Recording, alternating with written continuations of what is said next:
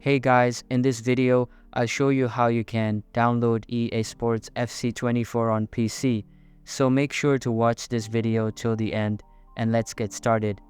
First of all, open the Steam application on your PC or laptop and make sure it is updated to the latest version available. Now, type in FC24 in the search bar present at the top right corner and give it a go. Select the official game from the list and scroll down a little bit. Now, click on the Add to Cart button, and it will ask you whether you want to buy it for yourself or gift it to someone. After selecting the appropriate option, choose the payment method and enter the required credentials. After that, click on the Continue button, then you will be able to buy it.